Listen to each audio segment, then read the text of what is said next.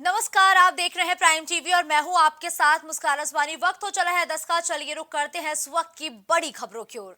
Mission 2024 में जुटी Samajwadi party प्रशिक्षण शिविर के जरिए कार्यकर्ताओं को सक्रिय कर रही है। इसी कड़ी में शाहजहांपुर में भी गुरुवार से 2 दिवसीय प्रशिक्षण कार्यक्रम शिविर हुआ है।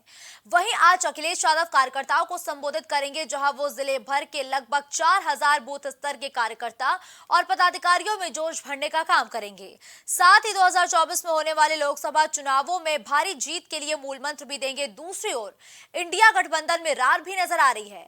वहीं आज कार्यकर्ताओं को आगामी चुनाव में अखिलेश क्या मंत्र देंगे, ये भी देखना बेहद दिलचस्प होगा, क्योंकि इससे पहले गुरुवार को शाहजहांपुर पहुंचे अखिलेश ने बीजेपी के साथ साथ कांग्रेस पर भी जमकर हमला बोला, क्योंकि एमपी में हुए सीट बंटवारे में कांग्रेस और सपा में खुलकर अनबन अब सामने आने लगी है।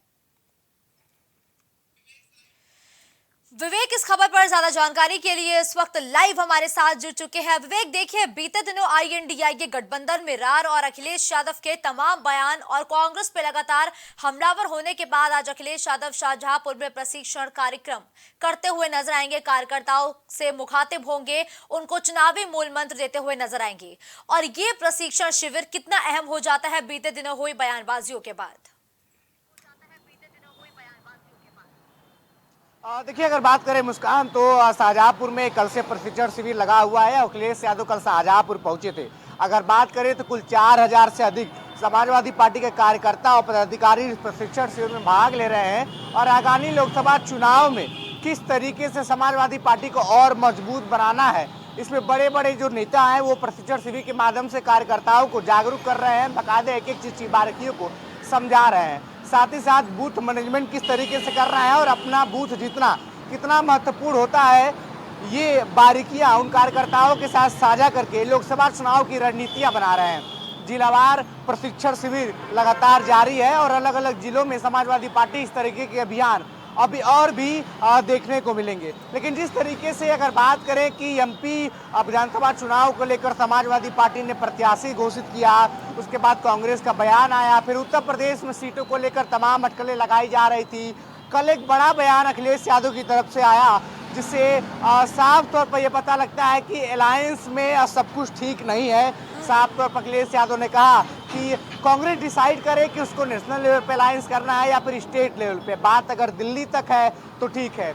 इसके बाद अगर बात करें तो लगातार कांग्रेस के प्रदेश सदस्य अजय राय बयानबाजी इस पूरे प्रकरण पे करते रहे हैं। जिस प्रकार से उत्तराखंड की बागेश्वर से सीट पे कांग्रेस ने कहा कि समाजवादी पार्टी ने उनको हरा दिया, जबकि घोषी ने हमने उनको समर्थन दिया था, वहां से वो जीत के हासिल हुए थे। इस पर समाजवादी पार्टी ने भी साफ तौर पे कहा था कि बागेश्वर में किसी ने हमसे कोई मदद नहीं मांगी थी। तमाम आरोप प्रत्यारोप दोनों ही पार्टियों के बीच में पिछले 1-1.5 महीने में लगे हुए हैं और जिस तरीके से अखिलेश यादव ने कल बयानबाजी की है, तो साफ तौर पे दिखाई दे रहा है कि इंडिया अलायंस गठबंधन में सपा और कांग्रेस के बीच सब कुछ ठीक नहीं चल रहा है। ठीक है, देखिए विवेक, आज शाहजहांपुर में समाजवादी पार्टी के मुखिया अखिलेश यादव कार्यकर्ताओं से मुखातिब होंगे, पदाधिकारियों को चुनावी मूल मंत्र देंगे। इसके साथ ही शाहजहांपुर की जनता की नब्ज टटोलने की भी कोशिश की जाएगी।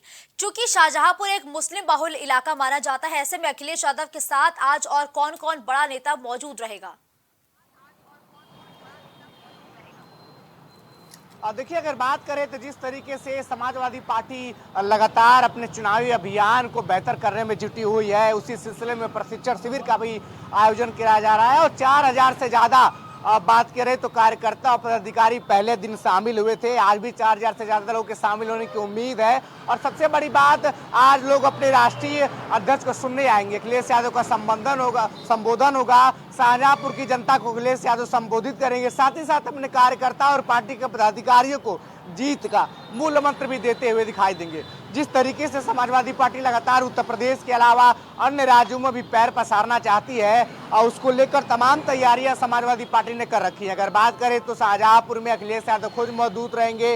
इसके अलावा पार्टी के बड़े नेता पदाधिकारी मौजूद रहेंगे। बात करें तो मुरादाबाद से सांसद स्टेशन और इसके अलावा अगर बात करें तो राजेंद्र चौधरी और तमाम जो शाहजहांपुर के बात करें तो जिला कमेटी के जो अध्यक्ष और सचिव होंगे समाजवादी पार्टी के, हर एक ब्रिगेड के जो नेता होंगे वो अपने नेता को सुनने के लिए आएंगे, अखिलेश यादव को सुनने के लिए आएंगे और काफ़ी ज़्यादा संख्या में सपाई वहाँ पे मौजूद रहेंगे अपने नेता के लिए। साथ ही साथ जिस तरीके से अखिलेश यादव ने 2024 चुनाव के लिए अपनी कमर कस रखी है। लगातार कई बार हमने देखा है कि अलग अलग जिलों में जाके वो लगातार समीक्षा कर रहे हैं। और इसके बाद आपको बता दें कि जिले में जिस तरीके से प्रदेश कार्यालय पर बैठक हुई थी, पीडीए की बैठक हुई थी, इसके अलावा अगर बात करें तो पिछड़ा वर्ग की बैठक हुई थी, तो लगातार बैठकों के बाद अब जिलावार सिलसिला जारी हो चुका है, जहाँ पे कार्यकर्ता प्रशिक्षण शिविर के नाम पे जो है कार्यकर्ताओं को बेहतर तरीके के सुझाव दिए जाएंगे कि किस प्रकार से 24 का चुनाव उनके लिए अहम है और 24 के चुनाव में उनकी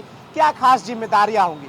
ठीक है, देखिए विवेक, नैमिषारण्य से इसका पूरा सिलसिला शुरू हुआ सभा के प्रशिक्षण शिविर का, और अब लगातार ये प्रशिक्षण शिविर प्रदेश के अलग अलग जिलों में आयोजित हो रहा है। शाहजहांपुर में 2 दिवसीय इसका आयोजन होना है। शाहजहांपुर के बाद अगला स्पॉट कौन सा होगा जहां ये प्रशिक्षण शिविर होगा?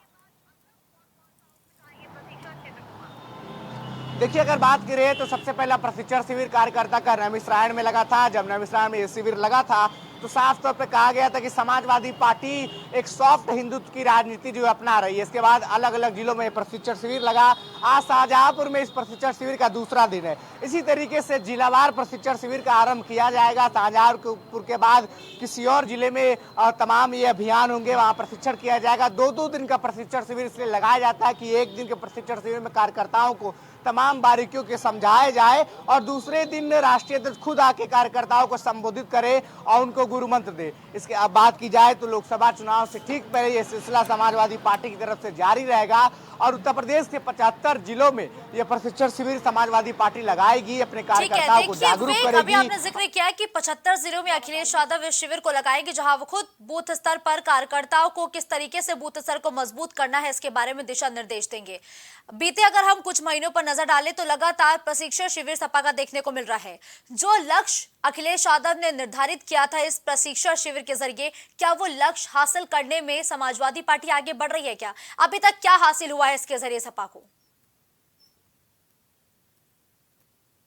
देखिए, अगर बात की जाए तो हर जो राजनीतिक पार्टी होती है चुनाव के पहले एक टारगेट लेके रखती है। उसका पूरा फोकस होता है कि चुनाव के पहले तक ये टारगेट पूरा कर लिया जाए। समाजवादी पार्टी ने भी अपने लिए कुछ लक्ष्य रखा होगा। उसी लक्ष्य की पूर्ति के लिए कार्यकर्ता प्रशिक्षण शिविर लगाया जा रहा है। अगर बात करें तो उत्तर प्रदेश के 75 जिलों में समाजवादी पार्टी एक कार्यकर्ता प्रशिक्षण शिविर लगाना चाहती है और इस प्रशिक्षण शिविर के कई मायने निकल के सामने आते हैं। मुस्कान, आपके जो कार्यकर्ता होते हैं, आपके जो बूथ मैनेजमेंट करने वाला व्यक्ति होता है, उसको तमाम बारीकियां बूथ लेवल के चुनाव के दौरान पहुंचाई जाती हैं, बताई जाती हैं, ताकि चुनाव में किसी भी प्रकार की दिक्कत जो है वो पार्टी का कार्यकर्ता और पार्टी का न होने पाए। जिस प्रकार से निकाय चुनाव से लेकर चुनाव में समाजवादी पार्टी ने कई बड़े आरोप सत्ताधारी पार्टी पर लगाए थे कि सरकारी मशीनरी का दुरुपयोग हो रहा है, ईवीएम में दिक्कत है, तमाम तरह की चीज़ें के एलिगेशन लगाए गए थे, लेकिन उसके बाद भी खतौली और मैनपुरी में समाजवादी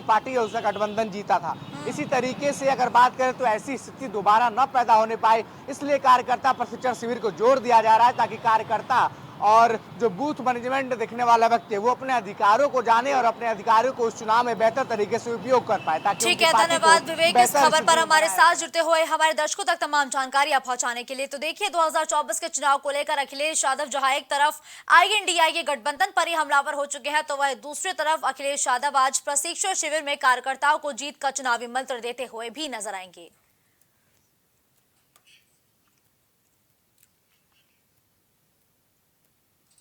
बड़ी खबर लखनऊ से है, जहां जानकीपुरम क्षेत्र में हुई सामूहिक गैंगरेप की घटना, और ये हैदराबाद से लखनऊ आई युवती से 3 लोगों ने गैंगरेप की वारदात को अंजाम दिया है। पुलिस ने 3 लोगों को इस दौरान गिरफ्तार किया है। जानकीपुरम पुलिस ने घटना को छुपाने का भी प्रयास किया। सीनियर अधिकारियों की फटकार के बाद यह एक्शन लिया गया और हैदराबाद से लखनऊ आई युवती से 3 लोगों ने सामूहिक दुष्कर्म की घिनौनी वारदात को अंजाम दिया और उस पूरी वारदात को पुलिस ने छिपाने की भी कोशिश की, लेकिन सीनियर अधिकारियों की फटकार के बाद यह एक्शन लिया गया, जिसके बाद 3 दुष्कर्म के आरोपियों को गिरफ्तार किया गया है।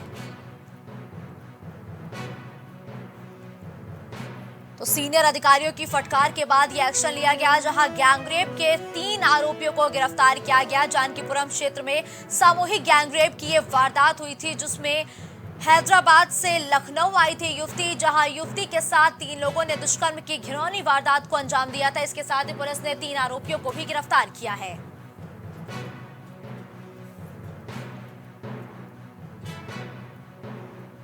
जानकीपुरम पुलिस ने घटना को छुपाने का पूरा प्रयास किया। घटना को छुपाने के लिए लगातार कोशिश की गई, लेकिन सीनियर अधिकारियों की फटकार के बाद आखिरकार जानकीपुरम पुलिस की नींद खुलती है और फिर पुलिस 3 लोगों की गिरफ्तारी करती है और तीनों ही आरोपी फिलहाल पुलिस की गिरफ्त में हैं।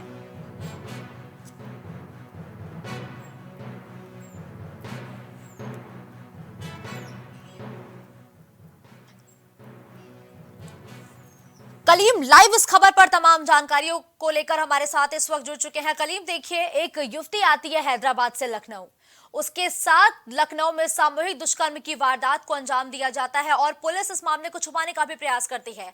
सिलसिलेवार तरीके से कलीम बताइए कि आखिर ये पूरी घटना कैसे हुई और अभी तक इस मामले में क्या कुछ एक्शन लिया गया है।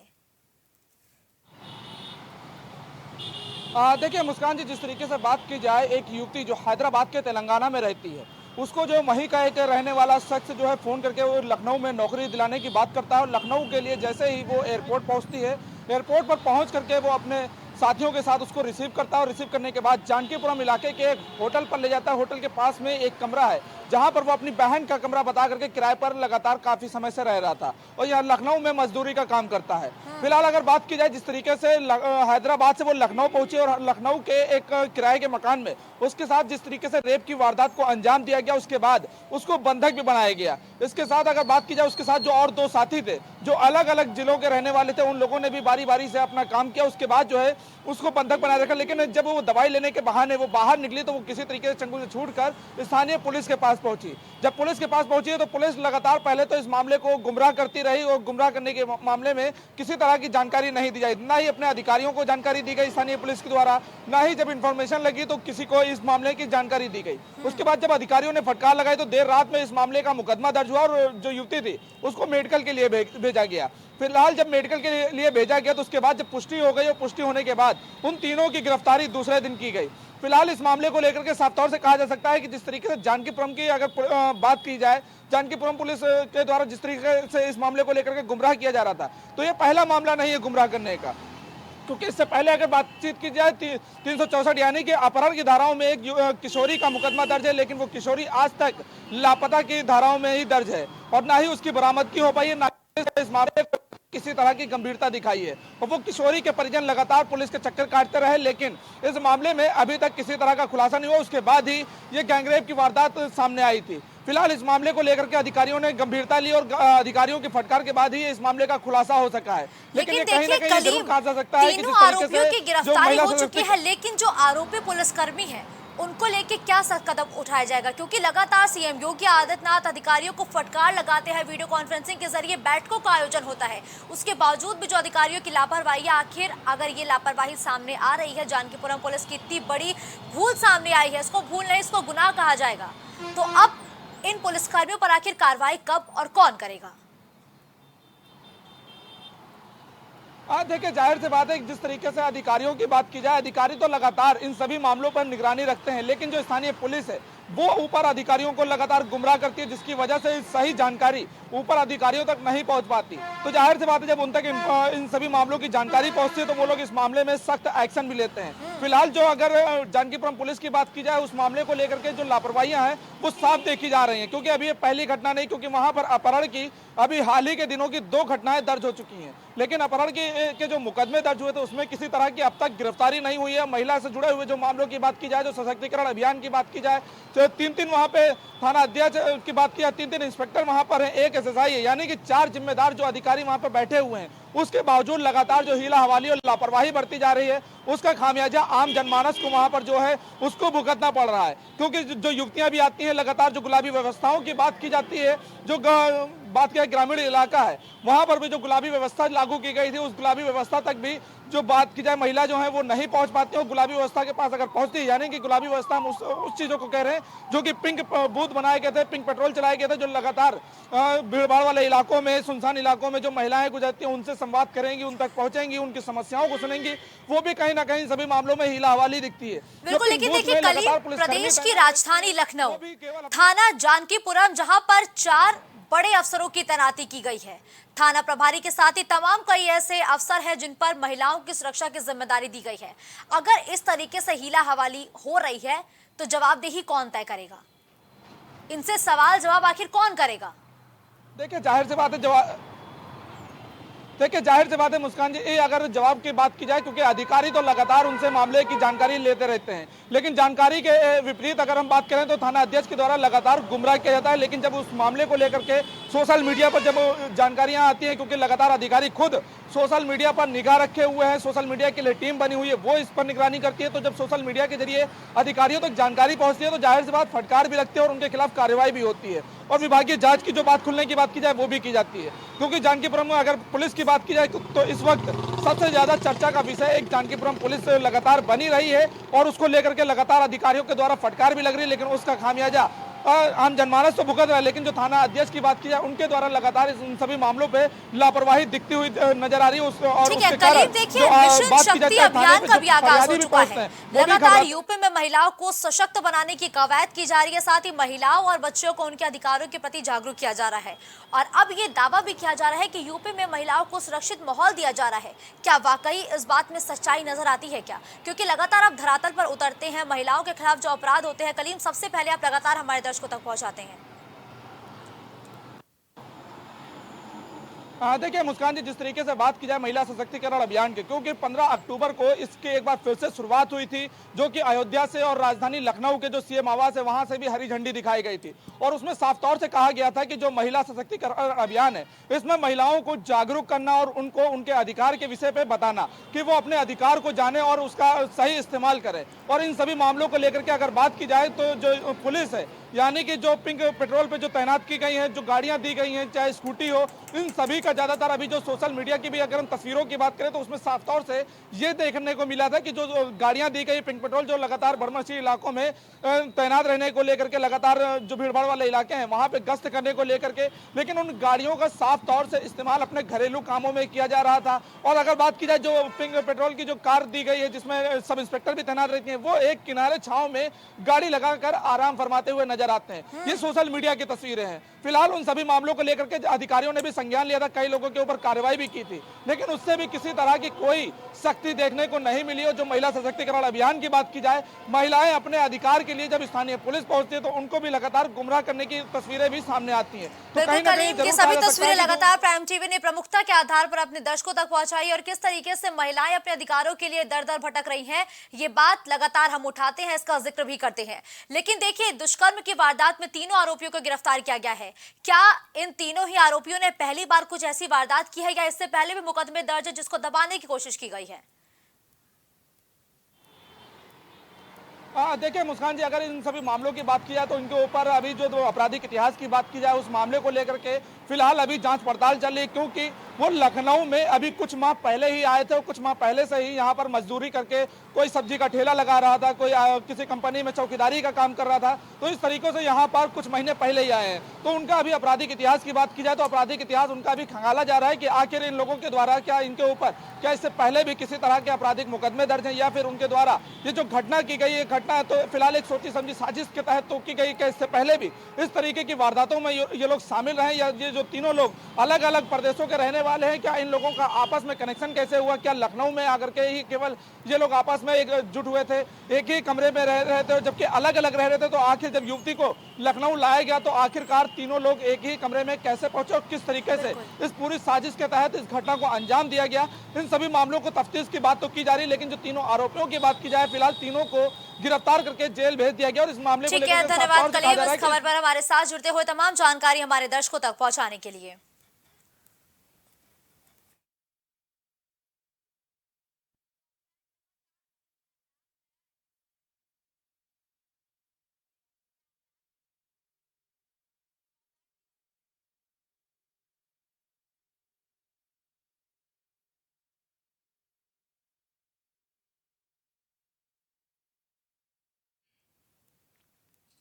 तो आज देश को रैपिड रेल की सौगात मिलने जा रही है और आज पहली रैपिड रेल देशवासियों को समर्पित की जाएगी।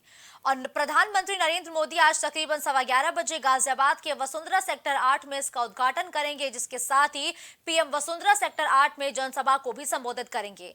आज उद्घाटन होने के बाद 21 अक्टूबर से रैपिड ट्रेन सेवा आम आदमियों के लिए भी शुरू हो जाएगी। पहले फेज में दिल्ली गाजियाबाद मेरठ कॉरिडोर के 17 किलोमीटर लंबे प्राथमिक खंड को शुरू किया जा रहा है। इस कॉरिडोर की लंबाई 42 किलोमीटर है, जिसमें से 14 किलोमीटर का हिस्सा दिल्ली में है और 68 किलोमीटर का हिस्सा यूपी में है। राष्ट्रीय राजधानी क्षेत्र परिवहन निगम इसके साथ ही क्षेत्रीय रैपिड ट्रांजिट सिस्टम आरआरटीएस का ऐसा नेटवर्क तैयार कर रहा है जिसे दिल्ली मेट्रो की अलग अलग लाइनों के साथ जोड़ा जाएगा। ये अलवर, पानीपत और मेरठ जैसे शहरों को भी दिल्ली से आपस में कनेक्ट करने का काम करेगा। तो देखिए, ये रफ्तार की क्रांति है जो आज देशवासियों को मिलने जा रही है, क्योंकि आज रैपिड रेल का प्रधानमंत्री नरेंद्र मोदी उद्घाटन करेंगे। लेकिन अब रैपिड रेल का भी नाम बदल गया है। रैपिड रेल को अब दूसरे नाम से जाना जाएगा, जिसको लेकर अब सियासत भी एकदम शुरू हो चुकी है। दरअसल प्रधानमंत्री मोदी ने नमो ट्रेन कहकर इसे संबोधित किया और ये 34 किलोमीटर तक का लंबा सफर पहली बार तय करेगी वो। और इसके साथ ही प्रधानमंत्री नरेंद्र मोदी इस ट्रेन में बैठने वाले पहले यात्री होंगे जो 34 किलोमीटर का लंबा सफर तय करेंगे। साहिबाबाद से दुहाई स्टेशन तक जाएंगे और फिर उसी ट्रेन से वापस लौट कर भी आएंगे। 21 अक्टूबर से आम यात्री भी इस ट्रेन में सफर कर सकेंगे। केंद्र सरकार ने इस रैपिडेक्स ट्रेन का नाम बदलकर नमो भारत रखने का फैसला किया है और उद्घाटन के बाद वसुंधरा सेक्टर 8 के मैदान पर जाएंगे प्रधानमंत्री मोदी। वहां एक जनसभा को संबोधित करेंगे। प्रधानमंत्री की अगवानी के लिए राज्यपाल आनंदीबेन पटेल और मुख्यमंत्री योगी आदित्यनाथ हिंडन एयरबेस पर मौजूद रहेंगे। और PM regional rapid transit system यानी कि आरआरटीएस के साथ बेंगलुरु मेट्रो के पूर्व पश्चिम गलियारे को भी राष्ट्र को आज समर्पित किया जाएगा। तो देखिए, आज देशवासियों को अलग अलग सौगातें मिलने वाली है, जिसमें सबसे बड़ी सौगात है रैपिड रेल।